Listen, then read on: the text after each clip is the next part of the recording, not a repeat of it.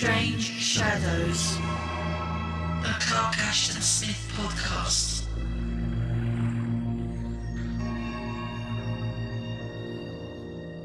Prior to certain highly deplorable and scandalous events in the year 1550, the vegetable garden of Périgon was situated on the southeast side of the abbey.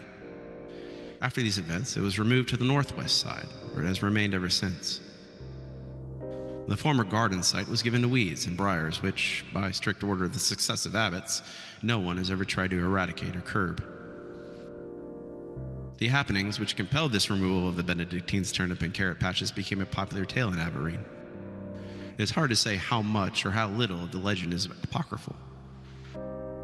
One April morning, 3 monks were spading lustily in the garden. Their names were Paul, Pierre, and Hugh. The first was a man of ripe years, hale and robust. The second was in his early prime. The third was a little more than a boy, had but recently taken his final vows. Being moved with an especial ardor, in which the vernal stirring of youthful sap may have played its part, Hugh proceeded to dig the loamy soil even more diligently than his comrades. The ground was almost free of stones, owing to the careful tillage of many generations of monks.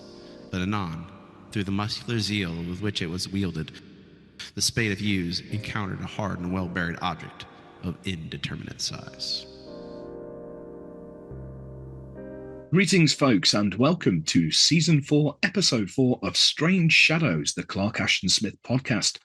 The voice you just heard there was horror author Robbie Dorman reading the opening paragraphs of today's story. And today's story is Smith at his most salacious. I'm one of your hosts, Tim Mendes. And I'm the other one, Rob Hoyton. Yes, we're back in medieval France, aren't we, for naughty monks? Yes, indeed. I was surprised how carry-on this is. Oh, absolutely. It's splendid. One of our favourites. Yeah. But before we plunge into the lush, loamy soil of Averoigne, we've got a couple of news items. There's some news in from Auburn, I believe. Indeed, yes, from the Smith Conference, which is being hosted by our Auburn correspondent, Nils Hedgelin. A few of the guests have been confirmed. We've got Ron Hilger, St. Yoshi, Cody Goodfellow, and Darren Coelho Spring. And in addition to the panels, there will be a self-guided tour of significant sites in Smith's life, and hopefully a display of Smith's art and memorabilia. That sounds awesome, doesn't it? I'd like to do that. I like them sort of self-guided tours. I don't know how you do it, like with a bit of paper, or, you know, some of them places have them audio guides, don't they? Yeah, the headphones, didn't you buy the headphones? Yeah, that sounds like a great idea. Because it's being held in the library that Smith used, of course, as well, the Carnegie Library. Yeah. I wish we could go. Wish we could be there. Speaking of being there, how are you getting on with your Facebook debacle? Yes, for those who don't know, we mentioned this on the IBC last week. Basically, all my Facebook accounts have been shut down. I've got no access to any of my groups. All my posts have disappeared. This is not something I'm taking personally, because it seems to be happening to an awful lot of people. There's tons of groups springing up on Reddit and other places discussing this. Speculation is that it's Facebook's AI has gone a bit, I don't know, crazy, self-aware, yes. Skynet, Nyarlathotep, take your pick. Yeah. But the upshot is I've not been able to access anything. So I am getting around it in various ways. And hopefully there's a new profile being set up. So I should be back on in some form or other.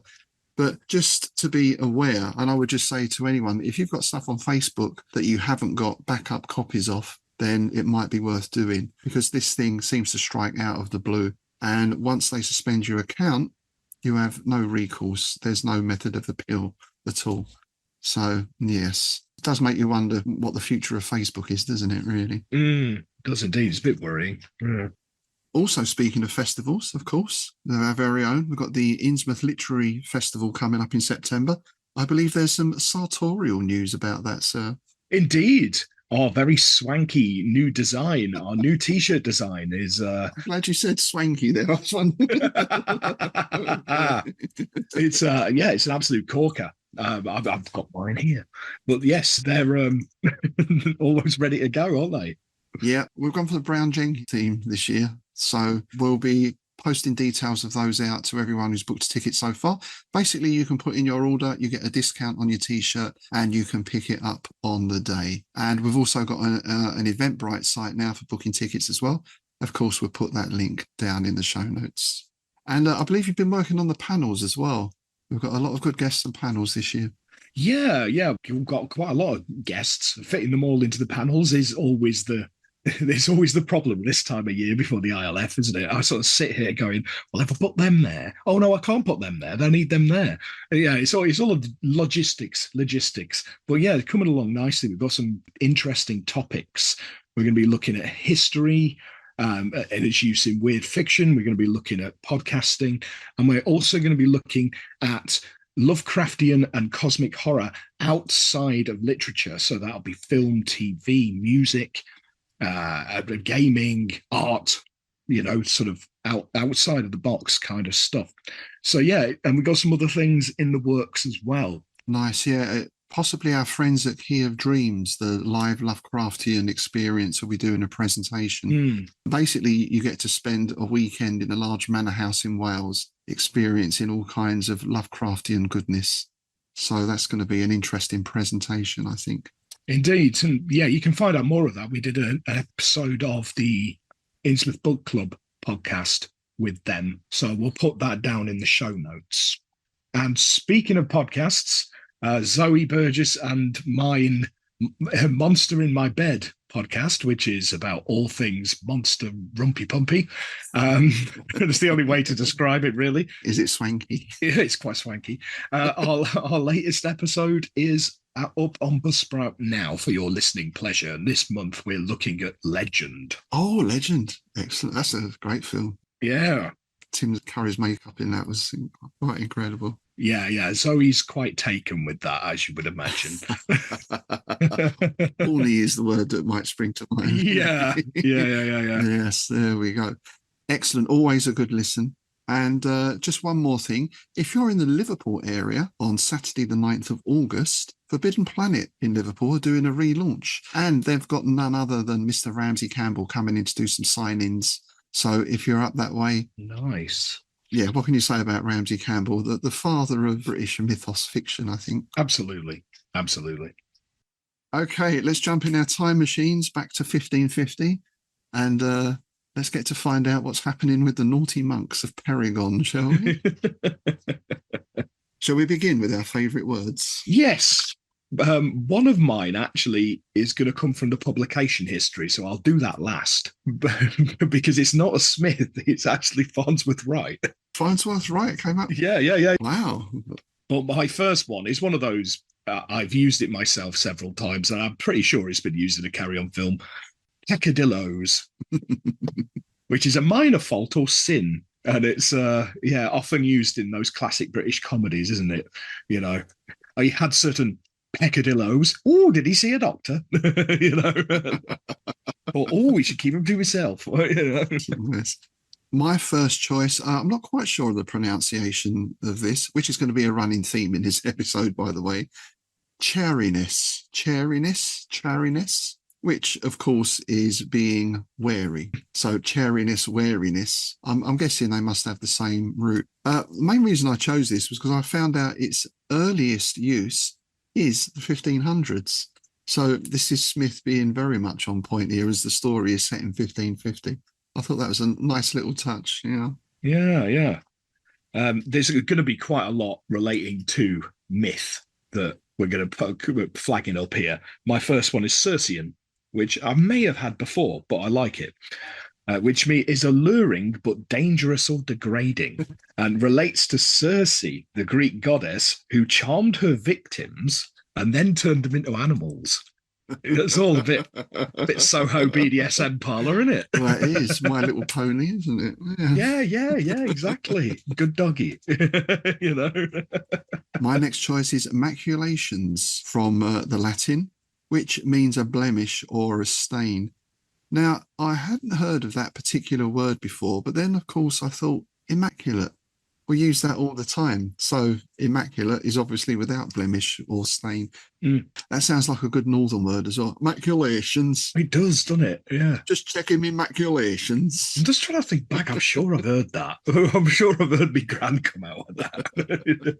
Now, my next one is I'm going to use it in the phrase because there's two words in this phrase. I'm probably going to get this completely wrong. Potito, the Cytherean of dark orgies. Ah, yes, yes. I love that line. Now, Potito is a lesser-known figure in Greek mythology, often associated with the darker aspects of the divine, sometimes considered a goddess of the night and connected to themes of eroticism and vengeance. So, the goddess of BDSM, often linked to Hecate. Yes, I did some research of this. Obviously, we're going to be talking about Venus later on. And Kotito was a Thracian goddess of sex. Her festival, the Cotitia. Yes, I've got that written. I've got that written here with an asterisk next to it. Yeah. So, again, excuse our piss pronunciations. That was an orgiastic nocturnal religious festival in celebration of the goddess of sex. She was considered an aspect of Persephone and Aphrodite. So, yeah, very much tying into the theme. Well, we'll see that in the context of the story as well, won't we? Yeah. Indeed. Yeah, but I was totally unfamiliar with that name and that legend. Yeah, same. Yeah. Well, the Cytherean relates to Venus. It's often used in astrology to relate to the planet. Ah, I've never heard that word before. It's interesting. Yeah. So, yeah, Kotito, the Venus of dark orgies, is basically what it means. Yeah. Nice. There you go. Imagine that on your business card, eh? Cracking. And I'm going to finish with indecorous, which pops up, if you'll pardon the expression. There's going to be a lot of that this episode. Isn't there? Boing. Yeah. Strap on. Strap on. Yes, indecorous, simply meaning improper. Yeah. Right. Well, I'm going to go now. I'm going to throw you a curveball here because this actually comes from the publication history. Satyriasis, which is uncontrollable or excessive sexual desire in a man. Now, we'll see the context of that in just a moment. So, yes, we'll get into the publication history. This story was first mentioned in a letter to August Derleth, in which Smith said he had 3 more tales of Averoigne planned. Now, this was in June 1931. So 1 year and 1 month later, July 1932, he finished it and subbed it to Farnsworth Wright, where, drum roll please, it was rejected. The reason it was rejected is because it was too risque. Yes. Wright replied saying that we can't take it because satyriasis is not a suitable theme for a weird tales story. Oh, come on. What could be more weird than a goat-footed man with various appendages chasing people? But there we go. So Smith ended up revising it 4 times. He submitted it to several other places and it was always rejected. But he finally subbed it again to Farnsworth Wright after the 4th revision. And he accepted it, replying that he much preferred the ending. Now, ironically, the 4th version had pretty much restored the original ending after it had been removed. Dear, oh dear. Okay, albeit he toned it down a little bit, but it was the original ending that he said he liked because he'd sent it to Farnsworth Wright again after, I think it was the 2nd revision, and he didn't like it. Yeah. So he eventually just ended up taking what he was sent the first time, pretty much. Amazing, isn't it? Yeah, it boggles the brain. It was published in the July 1934 issue of Weird Tales, so another 2 years after it was written. 2 years. Good 2 years. grief. Yeah, and he was paid $30. Oh, blimey, really worth waiting for then. Well, back then, not too bad, but I suppose $30 is not bad, yeah, because it is quite a short story, isn't it? Yeah. well, it's under 10 pages, isn't it? It's about 8 pages, I think. Yeah. Okay, so I think we'll start by having a quick look at Venus. Venus. Venus. Obviously, she is the focal point of the story. So I'm sure, as everyone knows, Venus is the Roman goddess of love, sex, fertility, and prosperity. The name is believed to come from an older word, Venos or Vanus, meaning desire. Venus is quite an old goddess, but she really only seemed to get her origin myth with her association with Aphrodite, the Greek goddess. Venus Aphrodite emerged already in adult form from the sea foam. As we mentioned, that was on an island in Cyprus. That sea foam was produced by the severed genitals of Calus or Uranus, the god of the sky. Now, Venus had several forms and epithets, including, and here we go with the pronunciation again, Venus Anadyomene, Venus rising from the sea. That's probably the most familiar version of her to us, because of course we've got a famous painting by the Greek artist Apella showing the birth of Aphrodite on the scallop shell. And I guess that was the inspiration for Botticelli's Birth of Venus, of course. Which was used in Monty Python's Flying Circus. Oh, yes, it was. Was that where the little hand comes across? Yes, it is. And tried, and keep slapping it away. Yeah. That and a certain statue are our most familiar forms of Venus, I imagine. But we also have things like Venus barbata, bearded Venus. Macrobius described in his Saturnalia a statue of Venus in Cyprus, bearded with male genitalia, but in female attire and figure. Her worshippers cross-dressed. Men wore women's clothes and women wore men's. We also have Venus Genetrix, Venus the Mother, as a goddess of motherhood and domesticity. She had a festival on September the 26th. That version of Venus was a personal ancestress of the Julian lineage. So basically, she was one of the ancestors of the Roman people.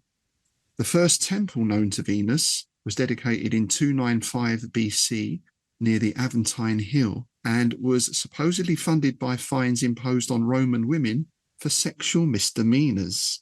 And its rites and characters were most likely influenced by or based on the Greek Aphrodite cults.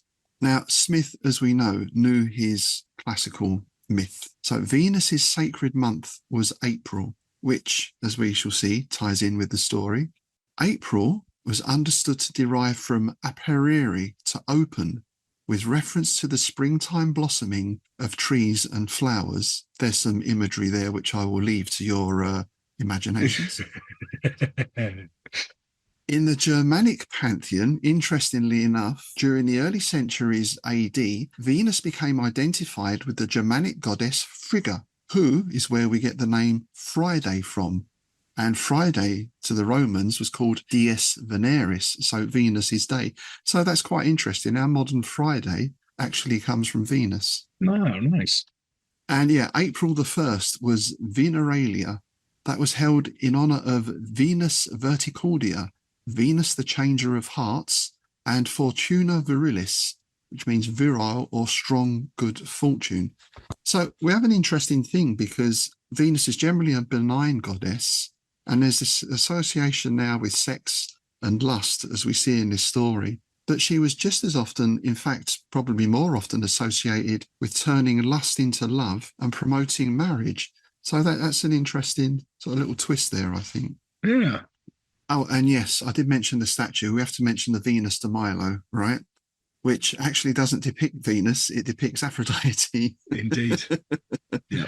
That was believed to have been created sometime between 160 and 1110 BC and has been attributed to Alexandros from Antioch on the Maeander, though the name on the inscription of the base is uncertain and the connection to Venus is disputed. Now, there are a couple of interesting things here. Obviously, one thing that everyone knows about Venus de Milo is she's got no arms. She's mostly armless, right?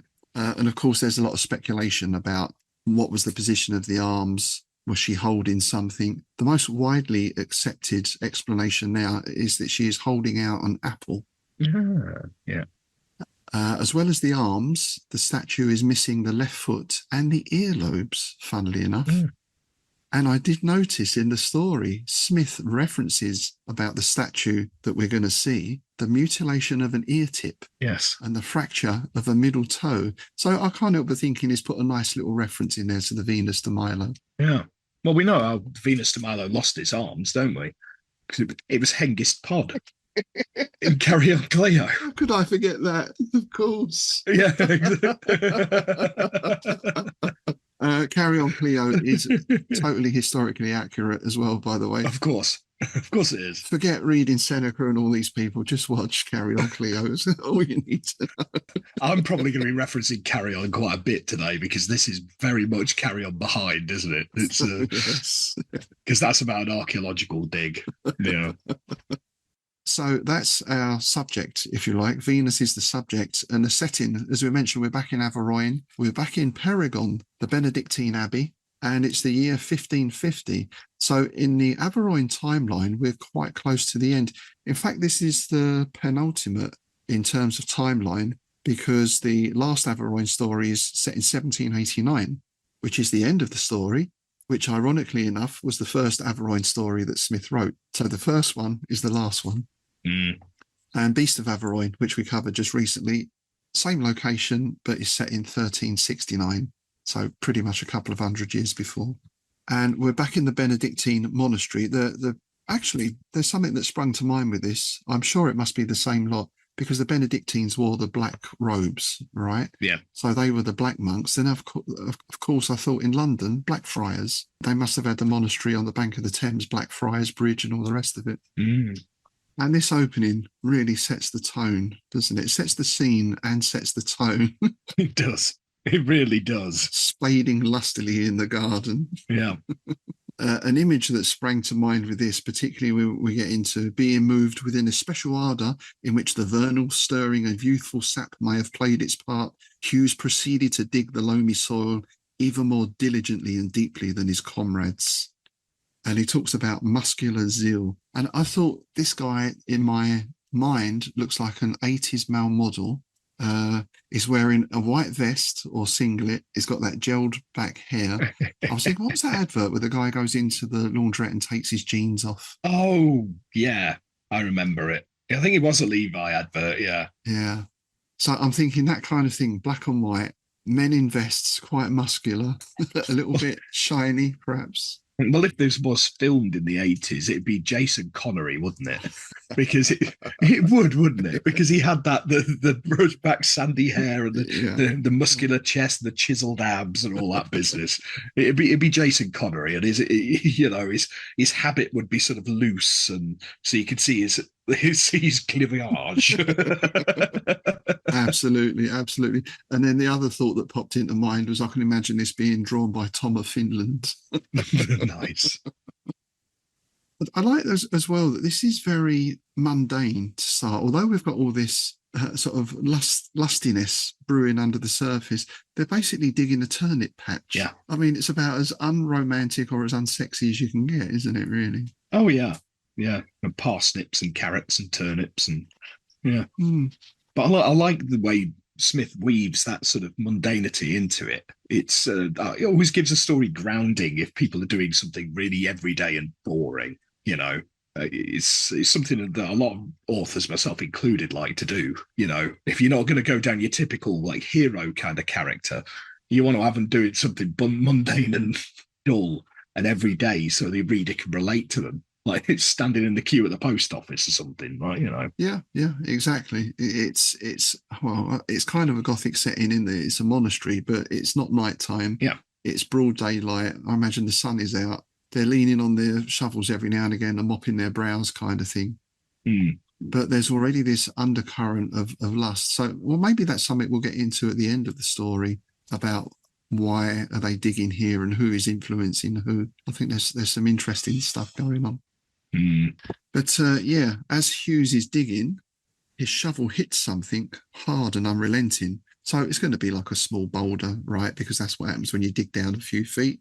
Bending busily, he shoveled away the moist, blackish loam in an effort to uncover it. I just feel that every aspect of the language here is very sensual, isn't it? Moist, blackish loam. It is, yeah. Yeah, he's definitely going down, flexing his poetic muscles again. It is that sort of thing in a lot of poetry, right? The sort of salacious end of poetry. It's that same kind of language, isn't it? It's all moist and fertile and lusty and all that good stuff. Yes, yes.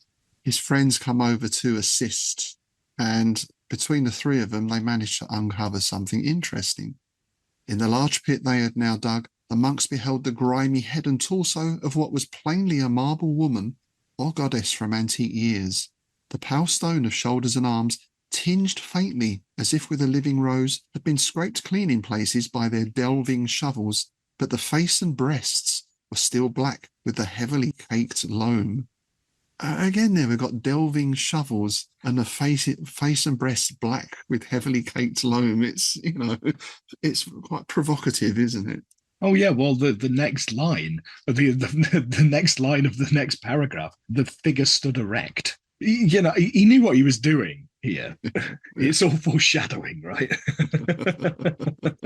One arm was raised, caressing with a shapely hand the ripe contour of the bosom.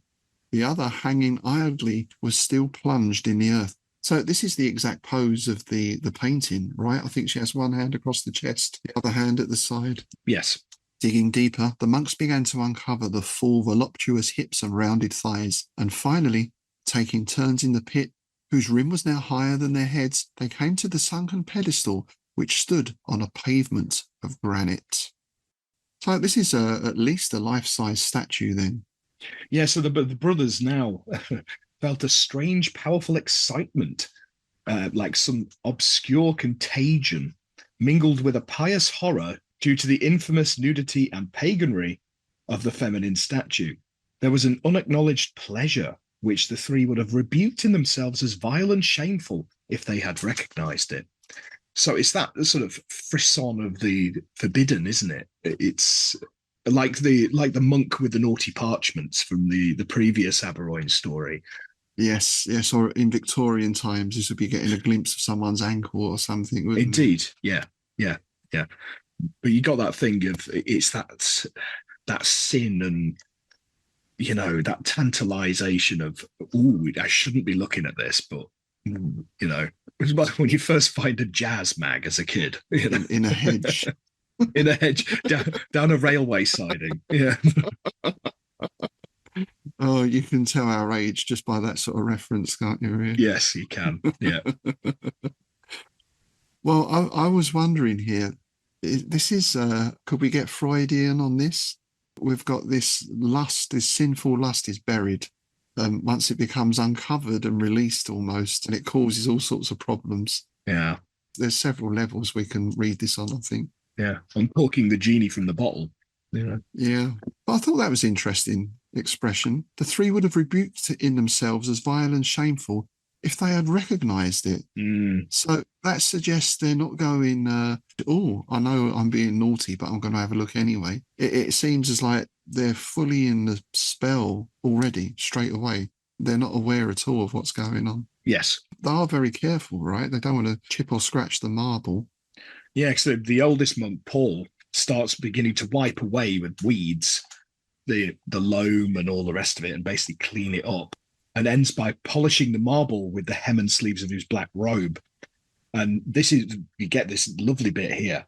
He felt an unwanted but delicious fever as he touched the smooth marble, and he lingered so long over his self-imposed task, and the movements of his rough hands were so lover-like and caressing that they aroused the unspoken disapproval of Pierre and Hughes, who nevertheless were half conscious of a covert desire to follow his example. So yeah, it is that you often see it in comedy films and things like that, like somebody absent-mindedly polishing a statue or something, or a sculpture, or you know what I mean. Yeah. It's that, isn't it? In an entirely inappropriate place. Yes, yeah. I love that with the hem of his robe and sleeves. I can imagine him doing that and then wiping it. Yeah, absolutely. So Paul emerges reluctantly from the pit, and they can see that the figure was evidently a statue of Venus, dating no doubt from the Roman occupation of Averoigne. So, of course, there's a long history of the Romans in France. In fact, I think the city of Nimes is often called the Rome of France. There's still a lot of Roman buildings. I think there's an amphitheatre there, possibly. The Romans left England in about the 5th century, I think. I'm not sure how long they were in France for, maybe a little longer. This always interests me. I think it's something we don't often think about. We think, oh, medieval times, that's like, hundreds of years ago for us. But Roman times was the same for these people. Mm.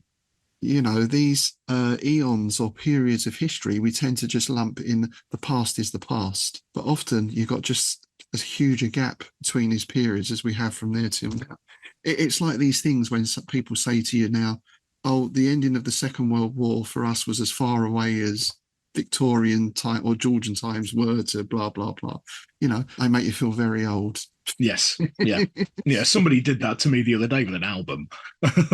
Just like, cheers for that, mate.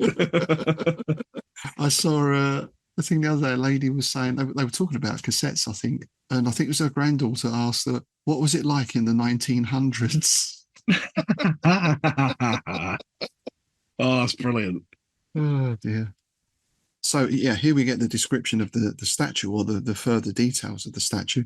The vicissitudes of half-legendary time, the long dark years of inhumation, there's a nice word, inhumation, that harmed the Venus little, if at all. The slight mutilation of an ear tip, half hidden by rippling curls, and the partial fracture of a shapely middle toe merely served to add, if possible, a keener seduction to a languorously sensual beauty. So I like that these slight imperfections only add to the allure. And now we get one of Smith's great descriptive passages, don't we? Yes. She was exquisite as the succubi of youthful dreams, but her perfection was touched with an inerrable evil.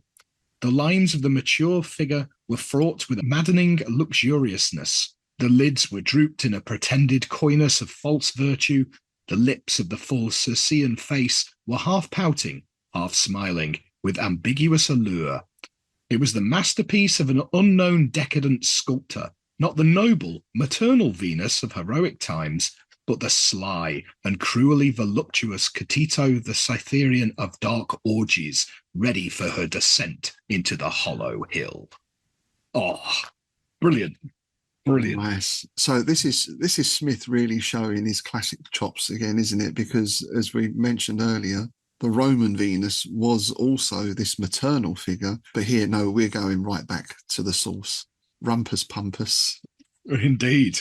Yeah, I do wonder here, because often we get with Smith and things like that, they're a poet or an author, or they're struggling and they want to get away from the crapness of where they live, so they end up going through a portal to this fabulous place. Then I do wonder if this here, the masterpiece of an unknown decadent sculptor. Oh, yes. Is that an aspirational line from Smith? Yeah, do you a little think? bit self-referential, perhaps, because some of his sculptures were quite suggestive from what I've seen. As suggestive as his drawing, the forest, the bulba plants, the penis trees, and all that. Yeah, so that short poem we read once, I think it was on a bonus episode, which I'm not going to repeat here. Yeah. But yeah, graphic, I think.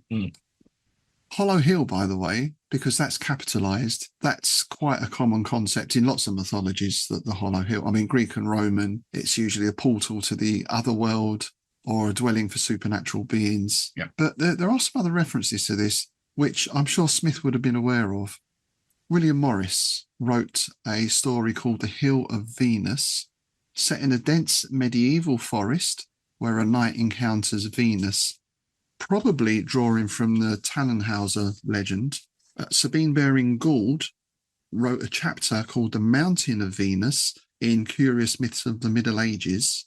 According to him, Tannhauser was a famous Minnesinger, and all his lays were of love and women, for his heart was full of passion and not of the noblest description. After 7 years of revelry in Venus's palace in the heart of the mountain, Baring-Gould's Tannhauser entreats Venus to let him depart. So very much that idea of being captured and allured and drawn in, which Smith is sort of drawing on here, I think. And I thought, really, aside from that, do we really need to go into the detail of mounds and caverns? Indeed. Indeed. And we get very much the description here of this an enchantment, it is described as. The monks became forcibly aware of certain unhallowed emotions which they would never have been willing to avow. A sensuous enchantment, an amorous thraldom seemed to flow from the flesh-pale marble and to weave itself like invisible hair about the hearts of the brothers. They felt the prompting of forbidden thoughts and reveries, of rebel desires, which they are supposedly put away with the assuming of their monkhood. They sort of act like naughty schoolboys here, don't they? It's all like lots of coughing and downcast eyes and not really looking at each other. And yeah, I love that bit because it's, they can't meet each other's gaze. It's like that moment, right? You're sitting watching TV with your parents and somebody gets their kit off.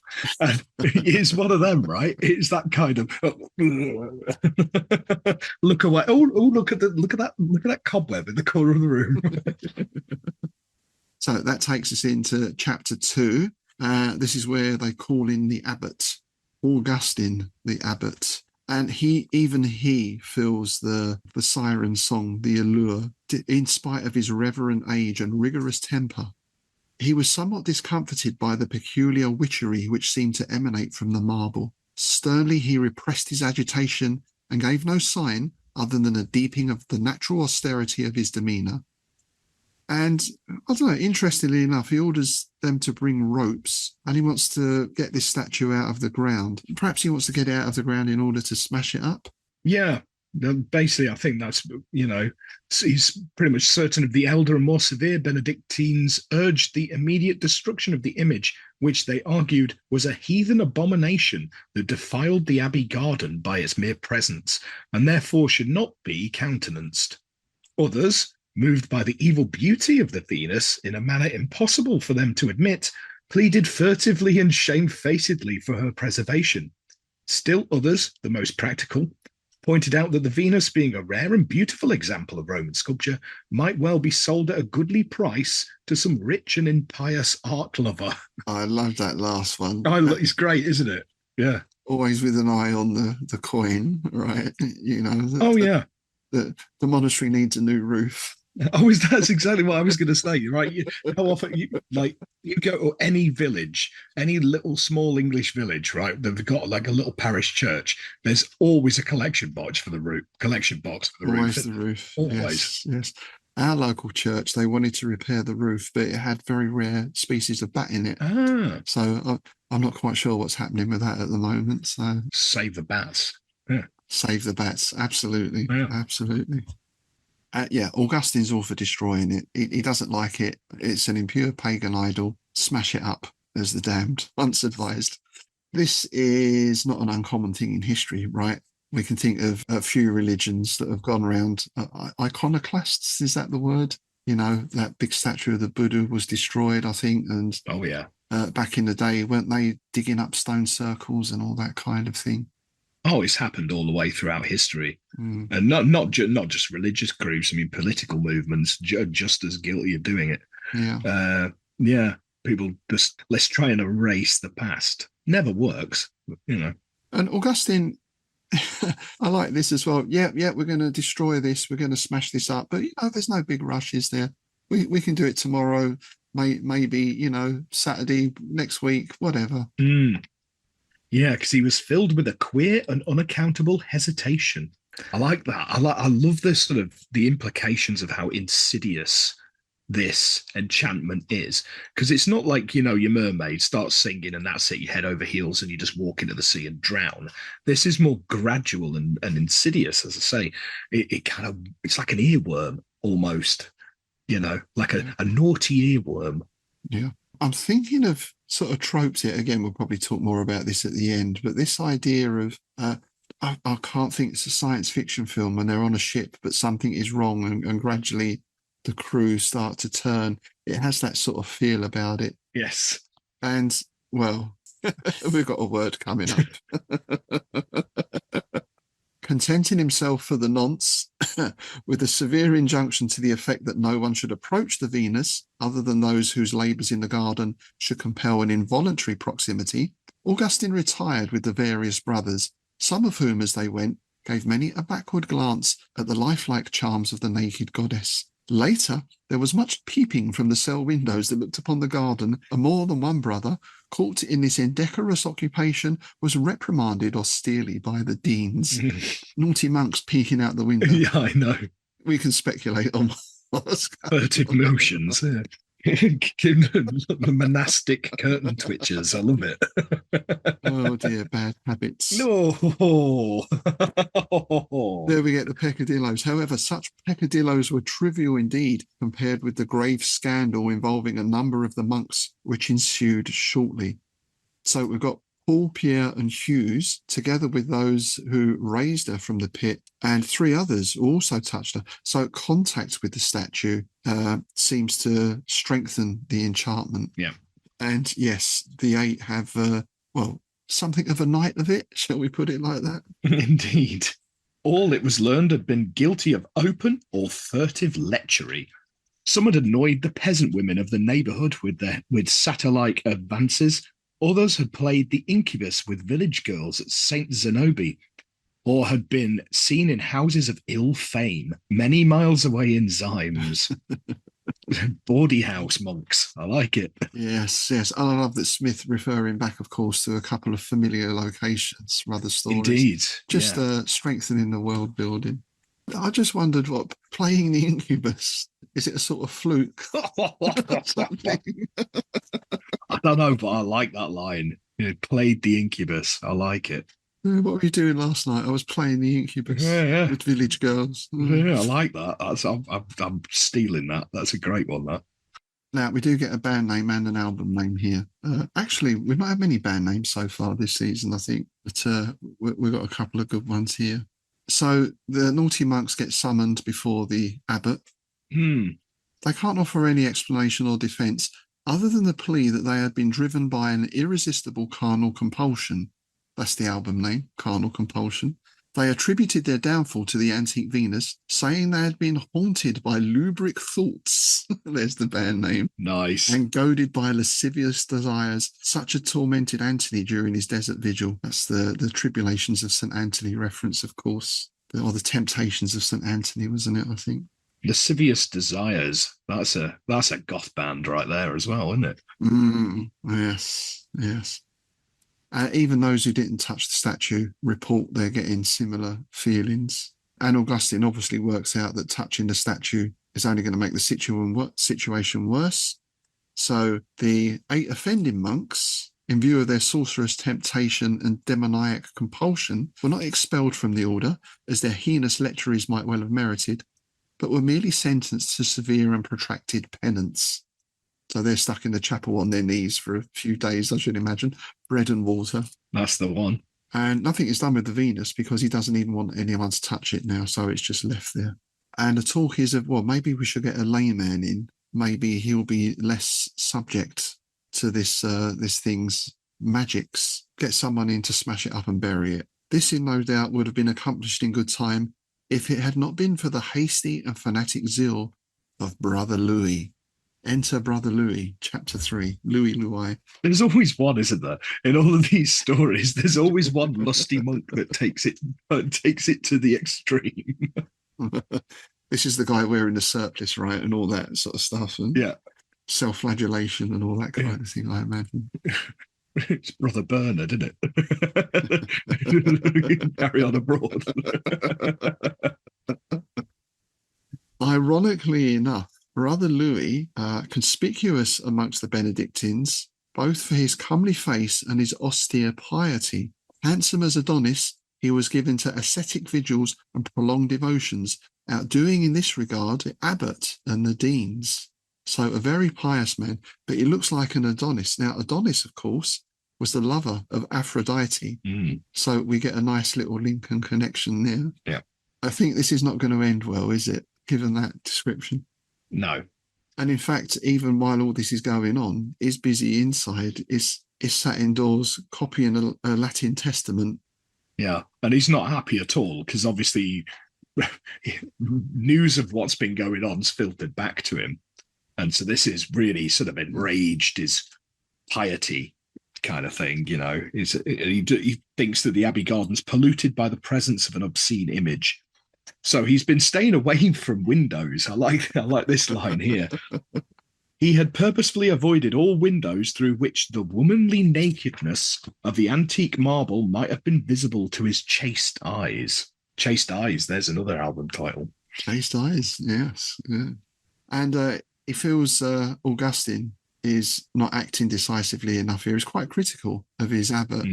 He reprobated openly the hesitation of Augustine and his delay in destroying the idol. More mischief, he felt, would ensue if it were suffered to remain intact and were left to contaminate the beholders with its unchaste nudity.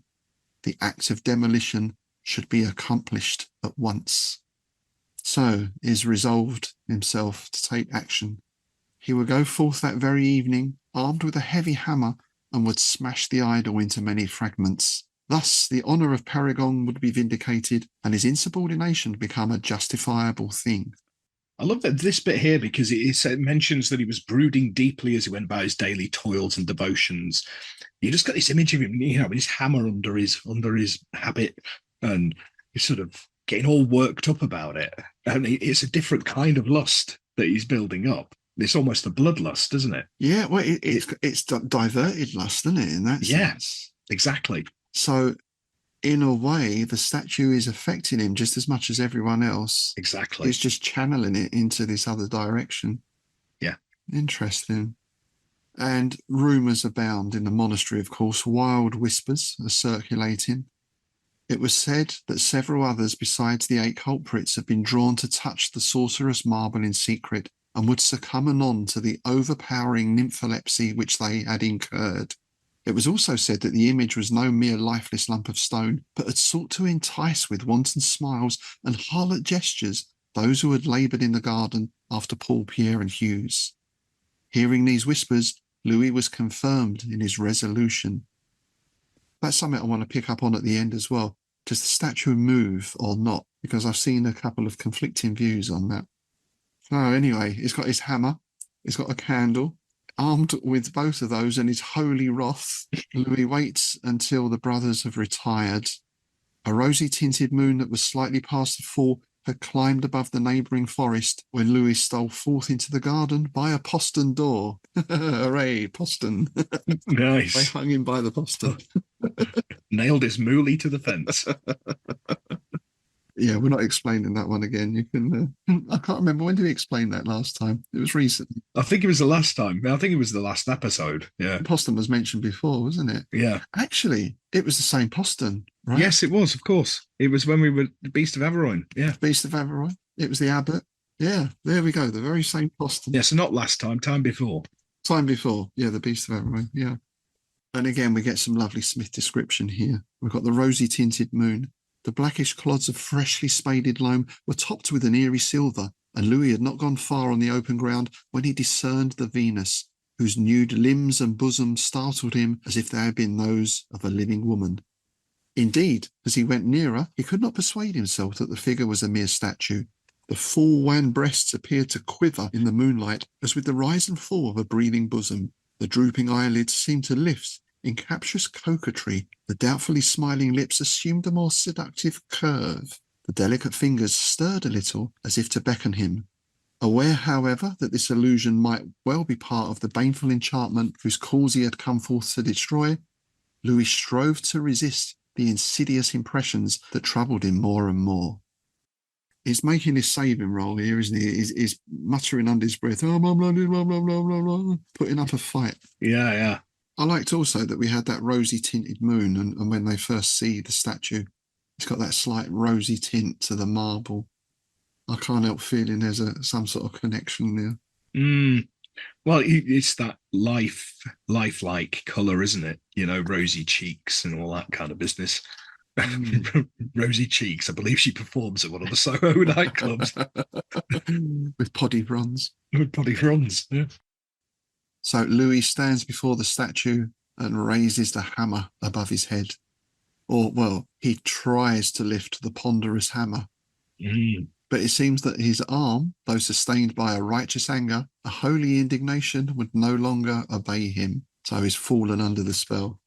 He knew not how the change had been wrought, nor how the spell had fallen, but he felt the impotence of a dreamer, helpless in the thrall of some strange dream. A subtly clinging web was upon his senses.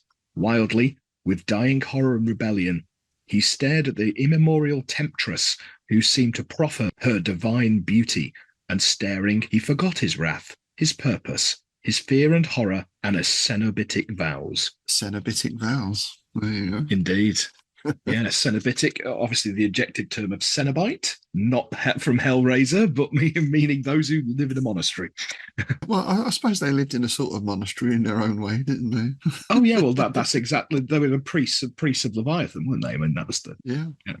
And that's basically his lot, right? He drops the hammer, bathed in a perilous light and swathed with alluring shadows. The Venus appeared to live and palpitate, to lift comely hands that implored his mercy, to open fair eyes and delicious lips that claimed his love. An unleashed delirium, sudden and irresistible, sang triumphantly in his brain, exulted madly in his blood.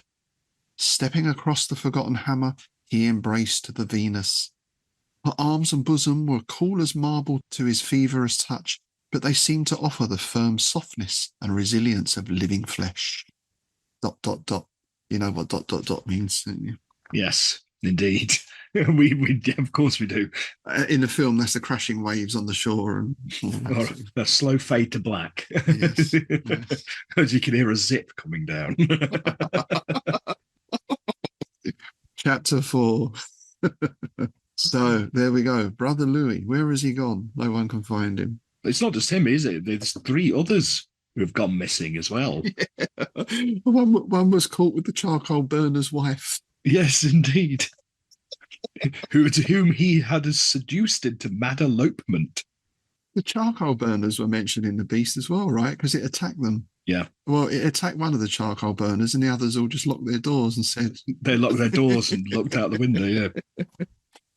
Brother Louis, however, was not found, and his fate remained a mystery for several hours. Then it happened that one of the older monks on some errand or other had occasion to cross the garden. Peering fearfully in the direction of the Venus, he was surprised and mystified to see that she had disappeared. He goes to have a look, of course, to peer over the edge of the pit to which the Venus has returned. Somehow the Venus had been overturned and had fallen back into the huge pit. The body of Brother Louis, with a shattered skull and lips bruised to a bloody pulp, was lying crushed beneath her marble breasts. His arms were clasped about her in a stiff embrace, to which death had now added its own rigidity.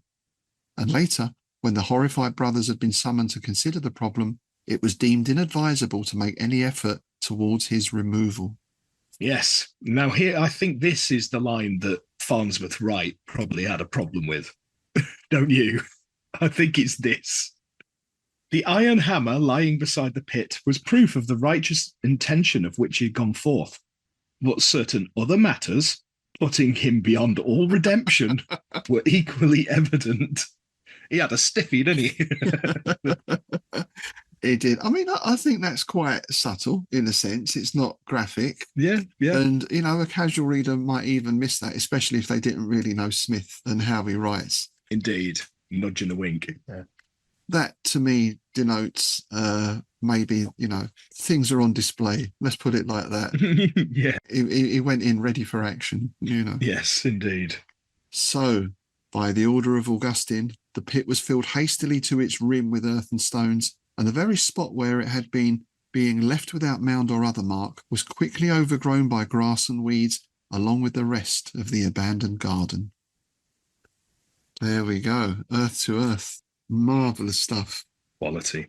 Such fun, that story, isn't it? It's of course I like it, you know, it's risque. Yeah, it's one of my favourites because, again, it's a very simple plot. In fact, I was thinking earlier, this is a plot about a plot, isn't it? Indeed, yeah, yeah. And you find something, you dig it up. I mean, in a sense, that's classic M.R. James as well, right? Oh, yeah, no digging here. Apart from the more salacious elements, that could have been an M.R. James story in a lot of ways. Yeah. Been interested to see how he would have handled that. I suspect it would have been more horrific in some way. Yeah, it would have been more horrific and less salacious. Yeah, yeah. But I do like this approach. I like that idea, as I said, of the lust is buried and when it's uncovered, it just runs absolute riot. Yeah, and I like how it affects the monks in different ways as well. Some want to go up and give it a good old grope. Others are content to peek out the windows, and others are develop this almost bloodlust for, this righteous fervor kind of thing. Yeah, yeah. And some are away to the charcoal burner. Indeed. That's what I like about this kind of story, and Smith in particular is good at this. It's almost like there's another little side story there. The monk and the charcoal burner's wife. There's been something going on there, isn't there? Mm. I want to know about the one who was playing the incubus. I want to know what playing the incubus entailed. Yeah. Any ideas, listeners? Oh yeah, let's fill up the comment section next time with absolute filth. Let's do it. Oh dear, at least then we can claim it's not just us with dirty minds, Yeah, exactly. A bit like the monks, right? It's they're going, yeah. Oh, did you saw that, didn't you? It's not just me, is it? Yeah, you gave it a sneaky rub, didn't you? You buffed it with the hem of your hair. Gave it a good buffing. Oh God. Oh dear. Euphemisms upon euphemisms. I like it. Yes, beautifully done. Again, it's salacious, but it's not graphic in a sense. It's the poetic language, as you say, with Smith. Such a way with those words. Exactly. Yeah. I don't know how you could take offence at that. Even at that time, it's suggestive. But as I say, it's not graphic. Nothing really happens. It's all in the mind, isn't it? Yeah. But you can say that about a lot of things that get banned and stuff like that. I mean, I often wonder, because especially now as time marches on, right, you go back and you look at some of the things that have been banned and you're like, why? I don't understand. I suppose the big ones in the UK were things like Lady Chatterley's Lover, wasn't it? And all that stuff, which was like late 60s, I think. Indeed. Yeah. And then I remember as a kid, there was a play called Romans in Britain, funnily enough, that Mary Whitehouse had banned because that had full frontal nudity, male nudity live on stage. And this was after Hair and all those sort of things had been out. Yeah. Mary Whitehouse, for those who don't know, was a scourge. Yeah, a moral campaigner. Yes. Was that how you describe her? That's exactly what she was. How I would describe, very similar to a lot of these. What was it that in the States you had that congressman who tried to ban video games and albums, and it's why you ended up with them parental advisory stickers on things, and it was the parents teacher something council, like that, wasn't it? Something like that, wasn't it? Yeah. Yeah, it was a P Summit sticker, which was the greatest marketing thing you could have on your book or album. Oh, absolutely. Every teenager wanted to buy it. Right? Well, have you seen that? That's actually happening again. But I read something this morning because they brought in the age verification for rumpus pumpus websites, right? Yeah. Which amusingly, because Zoe does a lot of like hentai art. She had it on her Discord, right, on her Teraticon Discord, right. And she got asked to verify her age and everything to see her own pictures. Wow! But they put it on Spotify. Yes, I saw that today. Yeah, that's exactly So the same thing, isn't it? It's like, oh, that's some rude words. You can't be listening to that. Yeah, it's hard in some ways not to think of this as being a step towards digital ID, being monitored everywhere you go. We've already got loads of facial recognition cameras in this country and all that sort of stuff. So yeah, that sort of dystopian world does seem to be something we're moving towards. Then again, people have been saying that for the last couple of 100 years, I guess. So. Absolutely. So the two questions then I have. First is this idea of, does the statue move or not? Now, I have read some reviews of this that say when Brother Louis is discovered, the statue has its arms around him. But I don't really get that from reading the text. He has its arms around the statue, certainly. On the other hand, there's a few mentions there of the eyelids flutter, the lips move a little bit, the fingers beckon. Is that a physical thing, though, or is what happened in the mind of the viewer? I see it as a sort of projection. That's how I see it. It's like mental projections. It's that siren call kind of thing. That's what I think. I don't think it moves. I don't think it physically moves or anything like that. But I think people allured by it may think it does. I think that makes it scarier, to be honest. That makes it even more creepy. Yeah, absolutely. Yeah. I think a moving statue is, we grew up with Ray Harryhausen, right? Yes. And Doctor Who, the Autons and all that kind of thing. Oh, yeah. Which, as I mentioned before, that was the seed of me hating waxworks and all that kind of stuff as a kid. Oh, it's brilliant episode. Yeah. Didn't you torment a member of your family with that or something? With the daffodil? Chase my brother around the garden with a daffodil. Yeah. That's it, yeah, with the daffodil. Yeah, that was the one. That's what big brothers are for. Absolutely. So, yeah, there's that aspect. And I think if you were to do this as an adaptation, and I mean, this is ripe for adaptation, surely this one. Oh, yeah. 2 locations, cast of about 10 people, maybe. And most of them are in monk outfits. So, you could double them up. I think if you had a statue that moved, then you would be a bit Harryhausen with it. Yeah. I think it was Talos in Jason and the Argonauts? Talos, I think, wasn't it? With that great sound. That would spoil it. But if you had the statue still, but when the guy looks at it, there's maybe a little flicker or something. If it was much more ambiguous, that's a lot more creepy, I think. Yeah, almost like the painting that the eyes follow the people around the haunted house kind of thing. Yeah, it's did you see or didn't you? That's much scarier, which is something we talked about when we watched the adaptation of Man Size in Marble. Oh yes, the ghost story for Christmas, because the main point of that where they blew it was showing the statues move. They should never have shown the statues moving. They should have just cut to the plinths being empty. Yeah. That had been way more shocking, way more effective. And I think that's how you would do this. Yeah. Because they did look a bit like Cybermen or something, didn't they? Yeah. Of course they did. It was BBC. It was the same department. It was the BBC Special Effects Department. Yeah, it was. I mean, how does a statue... I think for a statue to walk, it doesn't look creepy. It might be scary in terms of the thing is relentless, like a golem or something. It's not going to stop, almost like a Frankenstein monster sort of thing. But I think a far more scary thing you do see in some films is when you look at the statue and you look away and you look back, and perhaps the head is turned a little. Well, that's the classic Weeping Angel, Doctor Who, isn't it? There you go. Yeah, which again, they made a massive error. This when they brought them back. And they had a thing. There was a mechanic where they actually showed them moving. No. That was the worst. That was the biggest mistake they could have done. They should never have done that, because that first episode where they're introduced is probably the most terrifying episode of modern Doctor Who. Certainly, It's just that there's a statue. They look away. They look back, and it's right there. It's right there with like claws out kind of thing. Right. That's scary. That's nightmarish. That is that dream logic, isn't it? Exactly. Yeah. So the only other thing I could think of in Lovecraftian terms for this was perhaps the horror in the museum, which is set in with the waxwork museum. Yeah. Obviously, there's been a whole ton of waxwork films, Vincent Price especially. Horror in the Wax Museum, Brilliant. isn't it? Terror in the Wax Museum. Can't remember exactly, but it's just Wax Museum. Or was it just Wax Museum? Vincent Price in the Wax Museum. And there was House of Wax. Yes. So that's always a good source of creepiness. But then the other aspects of this is, as you mentioned, the siren as well.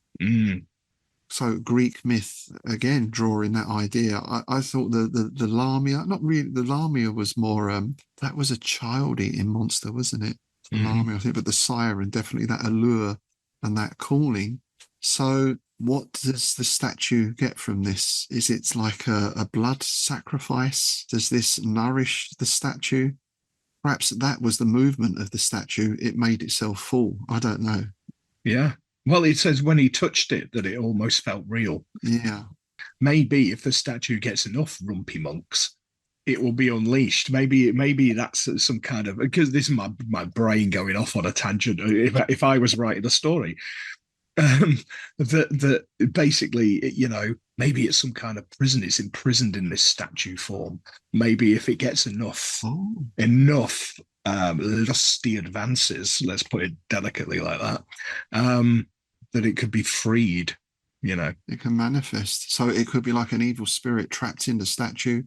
Well, they do say about witchcraft and stuff, right? It could be. You never know. Yeah, yeah. Or it's an avatar of the goddess. Indeed. That kind of thing as well. Rumpy monk, you said there. Rumpy monks. As a unit of measurement, I think I give that 3 on the rumpy monk scale. Oh, that's brilliant. Oh, great. Absolutely brilliant. We're going to use that from now on. We're going to allocate each story. It's a 3 on the rumpy monk scale. I mean, this is a 5, right? This has got to be this is 5 out of 5, yeah. This is 5 rumpy monks out of 5. So yeah, I do like that idea of it's not the statue itself, but something trapped inside the statue. That's an interesting one. And the Romans, why was it buried? There's a question. Exactly. Was it sending legions into lusty frenzies? Yeah.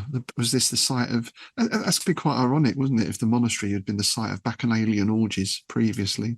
Yeah. Well, that's implied, really, isn't it? Because it is almost like it's on a square kind of thing. Like, so yeah, it's very possible. But again, that's a common thing, right? Churches being built on former quote marks pagan sites. Absolutely. St Paul's Cathedral, the biggest example of that. Good ideas for story seeds, I think. Yeah. But again, that's what I love about weird fiction in general, and Smith is one of the masters at it, is that ambiguity. The fact that we've just spent the last 15 minutes supposing about what it is, how does it do it, why does it do it? That's the beauty of it. Don't explain too much. And it leaves it ripe for prequel and sequel, doesn't it? Oh, hell yeah. So you could head back to Roman times. You could head back to the founding of the monastery. Perhaps the monastery was built there in order to guard this, to stop it coming out. All these sort of ideas. Like the film, The Church, things like that. Yeah. The sequel is obvious at some time there's an architectural dig at some time, 20th century, 1920s perhaps, or something, Oh, I could feel a Eugene Angove story coming on. He'd be perfect for that, for a bit of lusty rumpus. A trip to France. Yes, yes. Because the monastery could possibly still be there. I mean, certainly, I think people speculate that Périgon was based on La Chaise Dieu, the House of God, in the Auvergne. That's an old abbey. I think it was built in 1048. Apparently, there's a very nice Dance Macabre tapestry in there as well. Oh, cool. I was looking at some pictures of that earlier. Really cool. So the monastery would still be there because obviously it was in Britain that they were all destroyed under old Ennery. So, yeah, who knows what might still be lurking in the loamy depths. Indeed. There we go then. The Disinterment of Venus. Top tier Smith. Oh, yeah. Quality. Absolutely quality stuff. The naughty monks just get me every time. It's just so funny as well. The little asides and the little, those little phrases. Well, it's those furtive looks and everything. It's just very visual to me. I can just picture them standing around this nude statue, like not looking at it, looking at the feet, looking at the sky. I think he was a very sharp observer of human nature, wasn't he, Smith? Yes. That comes out in the stories as well, even the science fiction ones. In fact, especially the science fiction ones, sometimes there's little asides and just little comments. I think he had a very solid understanding of human nature. Yeah. Which is kind of odd, given that he wasn't well travelled and he lived in a small town. I suppose he did. We know he associated with people quite a lot. He was quite social, let's say. We'll have to ask Niels, were there charcoal burners in Auburn at that time? I wonder. She were only the charcoal burner's wife, but she knew how to light a fire. Oh, God. Yeah. Was Smith playing the incubus around the streets of Auburn? That's what I want to know. Oh, inquiring minds want to know. Inquiring minds need to know. Yeah. There we go, dear listener. Of course, we'll be happy to hear your thoughts. We'll be delighted to hear your thoughts and any corrections on pronunciation or historical or mythological fact there as well. Quite a lot of history and myth we've dug into on that one. So I believe we have something in the mailbag, sir. Indeed we do. But just before I get to that, Now, I like to look in the Weird Tales issues to see if there's any correspondence. Yes. Now, this is nothing to do with the story, because there was nothing really about it apart from like the odd line saying, "Oh, Smith as ever was brilliant." Right. Nothing of note. But amongst the letters in the Erie, I found this little gem here by Robert Block of Milwaukee. Oh, Right, yeah. Who? This is pre-internet trolling here, right? In heaven's name, publish the authors page. Weird Tales is a very interesting staff of authors indeed. No one could claim a more interesting career than Price, soldier of fortune. Howard, a typical barbarian like his own Conan. Lovecraft, the recluse. And Derleth, the descendant of a count who fled the French Revolution. Quinn and his interesting job. Yet the bulk of your readers know nothing of these fascinating facts. Loosen up with them. That's a good point, actually, isn't it? Yeah, but I love the fact that he's gone with the Lovecraft Circle joke versions of their thing, Yes. Yeah. Two got involved. Yeah, the Count de Elect. Yeah. Old Uncle Howard and all that stuff. Yeah, exactly. Yeah. Absolutely brilliant stuff. Yeah, so I had to read that out. and Block was probably what, 16, 17 at the time he wrote that or something. Oh, yeah. Very Yeah. Yes, so we've had some correspondence. The first one, we're going on to Facebook here, comes in from Ralph Grasso, regular contributor. Excellent show. This is talking about the last episode, the Star Change. I like the story a little more than the Men in Tweed. I consider it better than the Volmar stories. The alien description was phenomenal. Clark Asher Smith on his worst day was far better than the average sci-fi or cosmic horror writer. Oh yeah, I agree. I totally agree. Yeah, I just think, like, for me, it's one of his lesser works. Yeah, as we always say with this, even Smith is, worst is not the word, but it's still Smith. Absolutely. And even if the story you might not quite like so much or whatever, there's always some choice language in there. We've had an email in from a friend of the show, Mark Griffin, from the 30 Plus Minutes with H.P. Lovecraft podcast, across the pond. And we were talking about dimensions last time in the Star Change because we had this interdimensional aspect to the story. So Mark has mailed this over to us. You were asking how on your latest installment of the always wonderfully audacious podcast, thank you, sir, about how many dimensions there are. You stopped at 4. This is a subject of great interest to me. Ever since quantum scientists boast that there are 11 dimensions, I've been trying to understand what are the extra features in our reality. I hardly call myself an expert on this subject, but this is the best I understand it. 0, void. 1, length. 2, width. 3, depth, or a fold in space that allows one to travel length and width. 4, duration, stroke time. 5, the 5th dimension in movies, TV shows, books and comics, as well as a band's name, is usually presented as a bizarre pocket universe where the laws of physics make no sense. Mr. McZipplex is the best I can do to pronounce that. One of Superman's classic adversaries called this realm home. Scientists blandly call it a multitude of personal paths on the timeline. Think of it as the choices you could have made in a lifetime. Number 6, a fold in space that allows one to travel back and forth through time. That's event horizon, right? Number 7, the possible timelines or universes resulting from the Big Bang.